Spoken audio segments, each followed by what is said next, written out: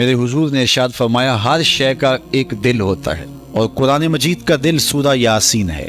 جس نے ایک مرتبہ سورہ یاسین کی تلاوت کی، اللہ 10 مرتبہ قرآن پڑھنے کا ثواب عطا کرے۔ تو اپنی صبح کا آغاز سورہ یاسین سے کیا کریں، کچھ وقت نہیں لگتا، نماز فجر کے بعد اشراق تک سورہ یاسین پڑھ لیا کریں۔ سورہ یاسین اگر آپ پڑھ کے اپنے دن کا آغاز کرتے ہیں، آپ کا سارا دن خیر سے گزرے گا۔ اس دن اگر کاروبار کریں گے تو برکت ہوگی، اس دن کسی کام کو جائیں گے تو رحمت ہوگی، اس دن بہت ساری بیماریوں سے، آفات و بلیات ارضیہ اور سماویہ سے، دشمنوں کے حسد سے، مبغضین کے بغض سے بچے رہیں گے، لوگوں کے شر سے، حادثات سے محفوظ رہیں گے۔ تو اپنے دن کا آغاز سورہ یاسین سے کریں، اور کتنا بڑا اجر ہے۔ آپ ایک سال میں بھی شاید 10 قرآن مجید نہ ختم کر سکیں، اور سورہ یاسین پڑھیں تو 10 مرتبہ قرآن مجید پڑھنے کا ثواب نصیب ہوگا۔ رسول کریم نے ارشاد فرمایا اِنَّ سورۃ فی القرآن 30 آیہ، قرآن مجید میں ایک سورت ہے جس کی 30 آیات ہیں۔ اگر کوئی شخص اس کی تلاوت کرتا ہے تو وہ سورت پڑھنے والے کی شفاعت کرتی ہے، اور اتنی بار شفاعت کرتی ہے کہ اس کو بخشوا کے چھوڑتی ہے۔ وہ سورت کون سی ہے؟ وَهِيَ تَبَارَكَ الَّذِي بِيَدِهِ الْمُلْكُ، یہ سورۃ الملک ہے، 30 آیتیں ہیں۔ جو شخص اس کی تلاوت کرے، یہ اتنی بار سفارش اللہ کی بارگاہ میں کرتی ہے کہ اپنے پڑھنے والے کو بخشوا کے چھوڑتی ہے۔ تو اپنے دن کا آغاز سورہ یاسین سے کریں، اور اپنی شب کا آغاز سورہ ملک سے کریں۔ سونے سے پہلے سورہ ملک کی تلاوت ضرور کر لیں، تو انشاءاللہ اس سے رات برکت سے گزرے گی، آفات و بلیات سے بچے رہیں گے، اور سب سے بڑی بات کہ اللہ تعالیٰ جل شانہ غفران و رحمت سے مالا مال فرمانے۔ حضرت شداد بن اوس رضی اللہ تعالیٰ عنہ فرماتے ہیں کہ ہم حضور کی خدمت میں بیٹھے ہوئے تھے، فقال، تو آقا کریم علیہ الصلوۃ والسلام نے بیٹھے بیٹھے ارشاد فرمایا تمہارے اندر کوئی اجنبی شخص تو نہیں؟ تمہارے اندر کوئی غیر تو نہیں؟ خاص ہی ہو نا، یہ نہیں کوئی اہل کتاب سے تو نہیں؟ میں نے کہا حضور کوئی نہیں، سارے اپنے ہیں۔ تو آقا کریم علیہ الصلوۃ والسلام نے فرمایا اچھا دروازے کو کنڈی لگا دو۔ پھر فرمایا ہاتھ کھڑے کرو اور کہو لا الہ الا اللہ۔ سارے اپنے ہو؟ سارے اپنے ہیں، کوئی غیر تو نہیں؟ نہیں۔ کنڈی لگا دو، لگ گئی کنڈی۔ کب ہاتھ کھڑے کرو اور کہو لا الہ الا اللہ۔ اب اگلی بات سن، اللہ کے محبوب نے فرمایا الحمدللہ، تمام خوبیاں اللہ کے لیے۔ اے اللہ تیری تعریفیں ہیں، تو نے مجھے حق کے ساتھ اس کلمے کے ساتھ مبعوث کیا، تو نے وعدہ کیا ہے، مجھے حکم دیا اس کلمے کی تبلیغ کا، اس کے پیغام کی نشر و توزیع کا، اس کلمے کے نور کو ایک ایک سینے میں اتارنے کا۔ مالک میں نے وہ اتارا اور میں نے اس پیغام کو پہنچایا۔ مالک پھر تو نے اس کلمے کے حاملین کے لیے جنت کا وعدہ بھی کیا ہے، اور تو وعدے بھی سچے کرتا ہے، تیرا وعدہ جھوٹا نہیں ہوتا، تو وعدے پورے کرتا ہے۔ اللہ اکبر، یہ حضور نے ارشاد فرمایا۔ ثم قال، پھر اللہ کے محبوب نے فرمایا بشارت ہو، اللہ نے تمہیں معاف کر دیا، اللہ نے تمہاری خطائیں معاف کر دی، اللہ نے تمہارے گناہ بخش دیے۔ تو صحابہ کو اللہ کے محبوب نے بشارت دی۔ ایک اور روایت سنی حضرت ابو ہریرہ رضی اللہ تعالیٰ عنہ سے، جس نے ایک دن میں 100 مرتبہ سبحان اللہ و بحمدہ پڑھا۔ کتنی مرتبہ؟ 100 مرتبہ۔ کیا پڑھا؟ سبحان اللہ و بحمدہ۔ فرمایا کہ اس کے گناہ سمندر کی جھاگ کے برابر بھی ہوں تو اللہ معاف فرماتے گا۔ تو یہ اپنے وظائف میں شامل کر لیجئے، سبحان اللہ و بحمدہ۔ اور حدیث بخاری ہے، بلکہ بخاری کی سب سے آخری روایت ہے کہ 2 کلمے ایسے ہیں جو اللہ کو محبوب ہیں اور زبان پر مشکل نہیں، زبان پر بڑے آسان ہیں، اور جب میزان پہ رکھے جائیں گے تو پلڑے کو جھکا دیں گے، بڑے بھاری ہیں میزان پہ۔ وہ 2 کلمے یہی ہیں، سبحان اللہ و بحمدہ، سبحان اللہ العظیم۔ تو اگر اس کو 100 مرتبہ روزانہ پڑھے تو سمندر کی جھاگ کے برابر بھی گناہ ہو تو اللہ معاف فرما دیتا ہے۔ دوسری بات، ہمیں اپنی زندگی میں 7 چیزوں کو اپنا اصول بنا لینا چاہیے، اور یہ 7 چیزیں وہ ہیں جو ہماری زندگی کو ایک خوبصورت سانچے میں ڈھال کر کے ہمیں ایک پاکیزہ اور ستھرا انسان بنا دیتی ہے۔ پہلی چیز، التمسک بکتاب اللہ، اللہ کی کتاب سے جڑ جانا، وابستہ ہو جانا۔ جب ہم کتاب اللہ سے وابستہ ہو جائیں تو پھر ہمارے باطن کی اور نفس کی تربیت ہوتی، اور پھر ہم وہ مطلوب انسان بنتے ہیں جو ہمارا رب ہم سے تقاضا کرتا ہے۔ تو اس لیے ہمیں اپنی زندگی میں اس چیز کو لازم کر لینا چاہیے کہ ہمارا کوئی بھی دن قرآن مجید کی تلاوت کے بغیر نہ گزرے۔ اپنے دن کا آغاز قرآن مجید کی تلاوت سے کیجیے، اور قرآن مجید کو سمجھ کر اس کے مفاہیم و مطالب کے ساتھ ایک رکوع کم از کم پوری زندگی، اپنی زندگی کے نصاب میں آپ کتنا وقت مختلف امور کے لیے سر انجام دیتے ہیں۔ یہ کتاب انسانی ہدایت کے لیے، انسانی تربیت کے لیے، اس سے کوئی اور بہتر اور مؤثر جو ہے وہ نصاب نہیں ہو سکتا ہے۔ انسان سازی کا بہترین ذریعہ ہے یہ کتاب، اور اس کتاب کے ذریعے سے جو ہے وہ انسان پستیوں سے اٹھ کے بلندیوں تک جا پہنچتا ہے۔ اقبال نے تو کہا کہ گر تمہیں خواہی مسلمان زیستن، نیست ممکن جز با قرآن زیستن۔ اگر تو مسلمان بن کے جینا چاہتا ہے تو قرآن کے بغیر ایک قدم بھی نہیں چل سکتا۔ تو آگے چل کسی نظم میں کہا کہ فاش می گوئم آنکھ در دل مزمرست، ای کتاب نیست چیزیں دیگرست۔ اگر میں کھل کے بیان کر دوں جو میرے سینے میں چھپا ہے تو میں تجھے بتا دوں کھل کے، یہ کتاب نہیں، یہ کوئی اور ہی شے ہے۔ کن لوگوں کو کہاں سے اٹھایا اور یہ کتاب کہاں تک لے گئی، جو باہمی جنگ و جدل میں الجھے ہوئے تھے اور حرف شناس بھی نہیں تھے، جو سواد آشنا بھی نہیں تھے، پھر انہوں نے جو ہے وہ روما کی سلطنت بھی الٹ کے رکھ دی۔ یہ کرشمہ تھا اس کتاب کا، جس نے زندگی کا جمال ان کی روحوں کے اندر پیدا کر دیا۔ تو میں اور آپ اپنی زندگی میں قرآن مجید سے کبھی بھی دور نہ ہوں۔ روزانہ کی بنیاد پہ آپ تلاوت کلام مجید اپنی زندگی میں شامل رکھیں۔ انشاءاللہ اس کے اجالے دنیا میں اور آخرت میں آپ اپنی آنکھوں سے مشاہدہ کریں گے۔ حضرت امام احمد بن حنبل فرماتے ہیں، میں نے رب سے کہا کہ مجھے اپنا قرب عطا کر، آواز آئی میرا قرب چاہتے ہو تو قرآن پڑھا کرو۔ یہ رب کی قربت کی بھی ضمانت ہے اور ضبط نفس اور باطن کی تربیت کا بھی ذریعہ ہے۔ اچھا، دوسری بات، والاقتداء بسنت رسول اللہ صلی اللہ علیہ وآلہ وسلم۔ ہمارے لیے بہترین نمونہ ہمارے حضور علیہ الصلوۃ والسلام کی زندگی ہے، حضور کے دیا ہوا نظام حیات ہے جس پر حضور نے خود عمل کر کے دکھایا۔ میرا عشق رسول، میری محبت رسول اس بات کا تقاضا کرتی ہے کہ میں ان کے طریقہ حیات کے مطابق اپنی زندگی گزاروں۔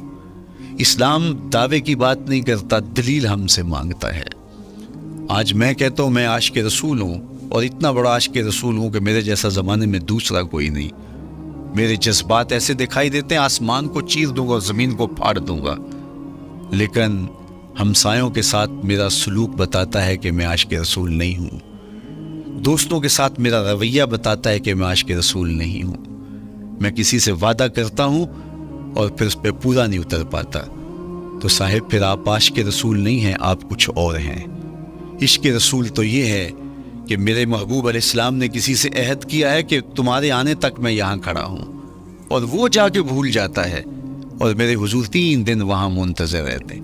وہ اچانک گزرا اور دیکھا تو حضور علیہ الصلوۃ والسلام کھڑے ہیں، تو خود پریشان ہوا، صرف اتنی بات اسے کہی، صاحب تو نے مجھے مشکل میں ڈال دیا، تو نے مجھے مشقت میں ڈال دیا۔ عہد کیا ہے تو پھر اس کی پاسداری نبھا کے دکھائی۔ اللہ اکبر!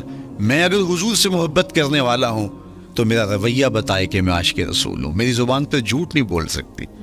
آپ سے پوچھا گیا کہ مومن بزدلی کر سکتا ہے؟ کہا نہیں، بہادر ہوتا ہے، لیکن ہو سکتا ہے کبھی اس سے بزدلی سرزد بھی ہو جائے۔ پھر پوچھا گیا کہ مومن بخیل ہو سکتا ہے؟ کہا نہیں، سخی ہوتا ہے، لیکن ہو سکتا ہے کبھی اس سے بخل بھی سرزد ہو جائے۔ پھر تیسرا سوال حضور سے کیا گیا، مومن جھوٹا ہو سکتا ہے؟ فرمایا جھوٹا نہیں ہو سکتا، یہ پکی بات ہے کہ مومن جھوٹ نہیں بول سکتا۔ میں اور آپ اپنے رویوں میں دیکھیں کہ ہم کھڑے کہاں ہیں۔ آج ہم ان جگہوں پہ بھی جھوٹ بولتے ہیں جہاں جھوٹ بولنا ہماری مجبوری بھی نہیں ہوتی، چونکہ یہ ہماری فطرت ثانیہ اور عادت بن چکا ہے، اور ہم اس کو برا ہی نہیں سمجھتے۔ جبکہ جھوٹ جب کوئی شخص بولتا ہے، حدیث پاک میں آتا ہے اس کے منہ سے بدبو نکلتی ہے، رحمت کے فرشتے 1 میل دور ہٹ جاتے ہیں اس سے۔ اور سویر سے شام تک جب ہمارے معمولات یہ ہوں تو پھر ہم کہاں کھڑے ہیں اور رحمت کے فرشتے کہاں کھڑے ہیں؟ تو حضور علیہ الصلوۃ والسلام کی سنت کا اتباع حضور کی محبت کی دلیل ہوگی۔ امام قرطبی نے لکھا ہے اللہ کی محبت کا کوئی دعویٰ کرے تو کیا دلیل ہوگی کہ یہ واقعی محب الہی ہے؟ تو کہا اللہ سے محبت کا دعویٰ کرنے والے کے لیے دلیل یہ ہے کہ وہ قرآن سے پیار کرے۔ قرآن سے پیار اور قرآن سے محبت کی دلیل یہ ہے کہ حضور کا پیار سینے میں رکھے۔ حضور سے محبت کی دلیل یہ ہے کہ سنت رسول سے پیار کرنے والا ہو، اور سنت رسول سے پیار کرنے کی دلیل یہ ہے کہ بدعات سے اجتناب کرنے والا ہو۔ ہر وہ طریقہ جو میرے حضور نے نہیں دیا اس کو اختیار نہ کرے، اس طریقے کو اختیار کرے جو حضور علیہ الصلوۃ والسلام کا عطا کرتا ہے۔ تیسری بات، عقل الحلال۔ یہ وہ بنیادی اصول ہے جو ہماری زندگیوں میں اتر جانے چاہیے، اور ہم ایک صالح اور خوبصورت انسان بن کے اس معاشرے کا حصہ بن سکتے ہیں۔ عقل حلال زندگی میں شامل ہو تو زندگی کو جمال نصیب ہوتا ہے، اور باطن اور ظاہر کو طمانینت نصیب ہوتی ہے۔ اگر رزق پاک نہیں ہے تو آپ کعبے بھی جائیں تو وہاں بھی آپ محروم پلٹیں گے۔ میرے حضور علیہ الصلوۃ والسلام نے فرمایا ایک بندہ لمبا سفر کر کے گیا، اشعث اغبر کے لفظ ہیں کہ اس کے بال بکھرے ہوئے ہیں، سفر کی گرد پڑی ہوئی ہے، اور لباس بھی پھٹا ہوا ہے، شکستہ حالت، پراگندہ صورت، اور کھڑا ہے کعبۃ اللہ کے سامنے، یہ مد یدیہ، دونوں ہاتھ لمبے کر کر کے دعا مانگ رہا ہے، اور کیا کہتا ہے؟ اے اللہ ومطعمہ حرام ومشربہ حرام وملبسہ حرام وغذی بالحرام۔ فرمایا اس کا کھانا حرام کا ہے، اس کا پینا حرام کا ہے، اس نے جو لباس پہنا ہے وہ حرام کا ہے۔ میرے حضور فرماتے ہیں بتاؤ اس کی دعا کیسے قبول ہوگی؟ اب لمبا سفر کاٹ کے حرم کعبہ میں پہنچے، غلاف کو پکڑ پکڑ کے دعائیں کر رہے ہیں، لمبے لمبے ہاتھ کر کے دعائیں مانگ رہے ہیں، ملتزم سے لپٹا ہوا ہے، حتیم میں سجدہ ریز ہو کے رو کے دعائیں مانگ رہے ہیں، لیکن دعا قبول نہیں ہوتی۔ کیوں؟ اس لیے کہ اس کے پیٹ میں لقمہ حرام کا ہے، اس کے بدن پہ لباس حرام کا ہے۔ تو اسلام نے جتنا زور حلال کمانے، حلال کھانے اور حلال اختیار کرنے پر دیا ہے، تو ایک مومن اگر اسلام کے مبادیات سے بھی آگاہ ہو تو اس کی تو زندگی کے اندر جو ہے وہ حرام گھس ہی نہیں سکتا ہے، بلکہ وہ مشکوک سے بھی اجتناب کرے۔ چوتھی چیز، کف الاذی۔ اپنے آپ کو ایسا بناؤ کہ تمہارے وجود سے کسی کو ضرر اور تکلیف نہ پہنچے۔ ہمارا اسلام تو ہمیں یہ بتاتا ہے کہ تم پیاز یا لہسن کھا کے مسجد میں نہ جاؤ کہ تمہارے منہ سے جو سمیل آتی ہے اس سے کسی کو تکلیف نہ پہنچے۔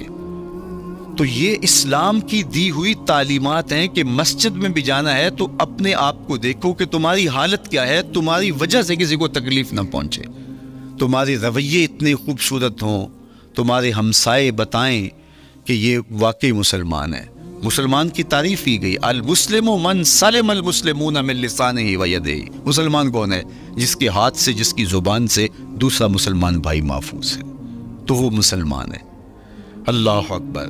ہم یہ جو کہتے ہیں السلام علیکم، اس کو کہتے ہیں تحیت المسلم، مسلمان کا تحیت۔ تو اس میں اس کے معنی پہ غور کریں تو ہم اس کو ضمانت دے رہے ہوتے ہیں، السلام علیکم، تیرے اوپر سلامتی ہو۔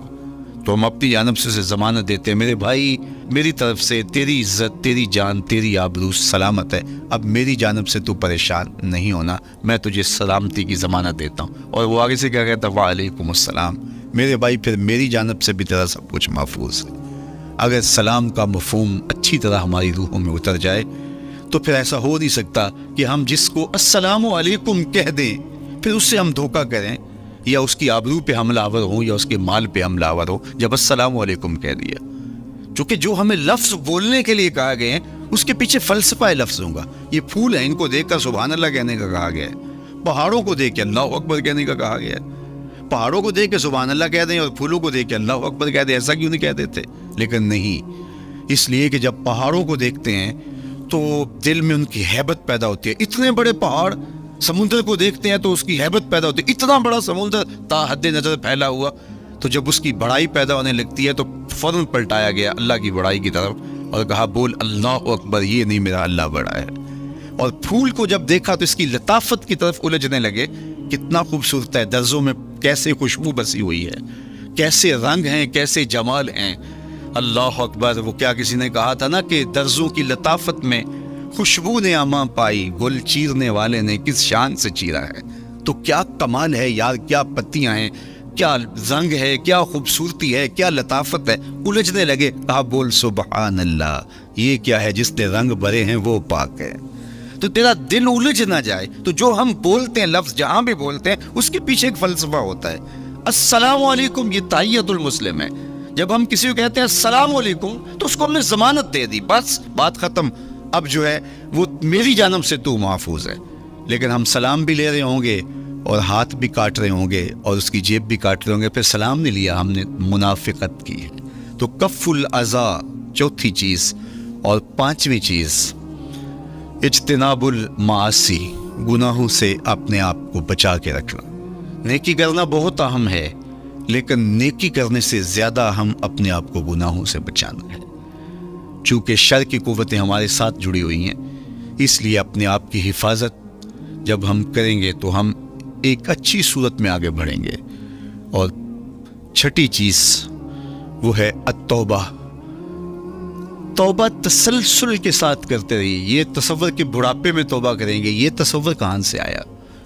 یا ہمارے ہاں آج کل یہ کلچر پیدا ہوا ہے کہ لیلۃ القدر یا شبرات کے دن سارے جڑ کے توبہ کرنے بیٹھ جاتے ہیں اور پورا سال اپنی مرضی کی زندگی گزارتے ہیں۔ ایسا نہیں ہے۔ میرے حضور کے دامن پہ ایک بھی گناہ کا دھبا نہیں تھا۔ ہم نبیوں کی عصمت کے قائل ہیں، کسی نبی پر کوئی گناہ کا دھبا نہیں ہوتا۔ اگر اس امکان کو بھی تسلیم کر لیا جائے تو ساری شریعت مشکوک ہو جاتی ہے۔ لیکن اس کے باوجود حضور فرمایا میں دن میں اللہ سے 100 بار توبہ کرتا ہوں، ایک دن میں 100 مرتبہ توبہ کرتا ہوں۔ میں اور آپ دیکھیں کہ ہم کیا اس معمول کو اپنی زندگی میں شامل کیے ہوئے ہیں۔ جب انسان توبہ کرتا ہے، جب غسل کر لیتا ہے نا ایک دفعہ، تو پھر وہ بچ بچ کے چلتا ہے کہ کوئی گرد دوبارہ پڑ نہ جائے، اور جب وہ لتھڑا ہوا ہو تو پھر اس کو پرواہ بھی نہیں ہوتی۔ اس لیے ہمیں بار بار غسل کرنے کی، بار بار توبہ کرنے کی تلقین کی گئی ہے، تاکہ ہم پھر نئے گناہوں سے بچتے رہیں گے۔ تو اپنی زندگی میں توبہ کا تسلسل کیجئے، شام سویرے صبح بار بار اللہ سے توبہ کی اور رجوع کیجئے۔ اور آخری چیز ادا الحقوق، حقوق کا ادا کرنا۔ ہمارے ذمے جو حقوق عائد ہوتے ہیں وہ ہمارے والدین کے ہیں، وہ ہمارے بہن بھائیوں کے ہیں، وہ ہمارے دوستوں کے ہیں، ہمسایوں کے ہیں، ہمارے اساتذہ کے ہیں، کلاس فیلوز کے ہیں۔ وہ حقوق حتیٰ کہ جانوروں کے کیوں نہ ہوں، تو ان حقوق کو ہم ادا کرنے والے دستبردار نہیں ہو سکتے ہم ان حقوق سے۔ یہ مومن کی زندگی ہے، یہ ہمارا نظم حیات ہے، یہ اسلام کا دیا ہوا منشور ہے، یہ طریقہ زندگی ہے کہ ہم ایک ایک کے حق کو ادا کرتے ہوئے اپنی زندگی کو بسر کریں۔ بالخصوص میں طلباء سے مخاطب ہوں کہ یہ عمر تربیتی اعتبار سے سب سے اہم عمر ہے۔ سیدنا علی المرتضیٰ رضی اللہ تعالیٰ عنہ فرماتے ہیں کہ 15 سال سے لے کر کے 20 سال تک کی عمر میں انسان کے نظریات پختہ ہوتے ہیں اور اس کی عادتیں جمتی ہیں۔ یہ دوسرے کہتے ہیں 13 سے 19 سال تک کی عمر، وہ کہتے ہیں یہ بڑی اہمیت کی حامل ہے۔ تو 13 سے 19 سال یا 15 سے 20 سال تک کی عمر، بعض کا تو ہوتا ہے کہ ابھی بچے ہیں، ماں باپ بھی سستی کرتے ہیں کہ ان کو تہجد کا عادی اب کیوں بنائیں، ابھی تو یہ بچے ہیں، ان کو ان چیزوں سے، چھوٹی چھوٹی چیزوں کا عادی اب کیوں بنائیں، جب بڑے ہوں گے، سمجھدار ہوں گے، ذمہ داریوں کا بوجھ آئے گا، سب کچھ کر لیں گے۔ تو پھر اس وقت کرنا مشکل ہوتا ہے، پھر کر نہیں پاتا بندہ۔ تو جو سیکھنا ہے، جو عادتیں پختہ کرنی ہے، وہ اسی زندگی میں ہوتی ہیں۔ تو یہ آپ کا ایک موقع ہے، آپ کو کوئی ایک ماحول فراہم ہوا ہے، آپ کے ہمسائے آپ کے کلاس فیلوز ہیں جو آپ کے ساتھ کمرے میں رہ رہے ہیں۔ ہمسائیگی کے حقوق ادا کرنے کا جو انداز ہے وہ یہاں ہی سیکھیے اور اپنے اندر اس کو متحقق کیجیے اور پختہ کیجیے۔ اسی طرح اپنے گفتگو کے لہجوں میں شائستگی، اپنے انداز کے اندر خوبصورتی اور اپنے رویوں کے اندر جمال پیدا کرنے کی کوشش کریں۔ اپنے آپ کو مؤثر بنائیں اور شریعت کے بتائے ہوئے اصول و ضابطوں کے مطابق آپ جب زندگی کے چند دن گزار لیں گے، پھر زندگی گزارنے کا نشہ آنے لگ جائے گا۔ چونکہ جب ہم اپنی خواہش کی زندگی گزارتے ہیں تو پھر ہم خود بے چین اور مضطرب ہوتے ہیں، اس لیے کہ ہمیں اس طرح زندگی گزارنی چاہیے جس طرح ہمارے رب نے ہمیں بتایا ہے۔ آپ کوئی بھی مشین خریدتے ہیں، کوئی بھی چیز لیتے ہیں تو اس کے ساتھ چھوٹی سی بک دیتے ہیں، آپ کو اس کا طریقہ استعمال بتاتے ہیں کہ اس کو یوں استعمال کرو گے تو دیر پا اس کے فوائد حاصل کرو گے۔ اگر یہ مائک ہم اس طرح استعمال نہیں کرتے، اپنی خواہش سے استعمال کریں گے، تو پھر نتیجہ کیا ہوگا کہ تھوڑے دنوں کے بعد جو ہے وہ خرابی کی طرف سلسلہ چلے گا۔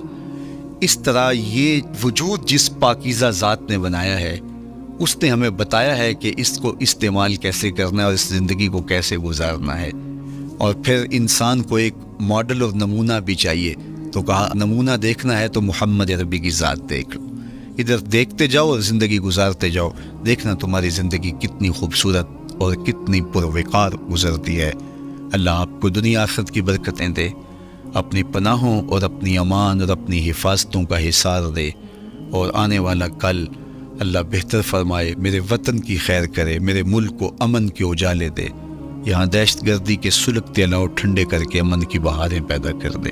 کی محمد سے وفا تو نے تو ہم تیرے ہیں، یہ جہاں چیز ہے کیا لوہو قلم تیرے ہیں۔ وآخر دعوانا ان الحمدللہ۔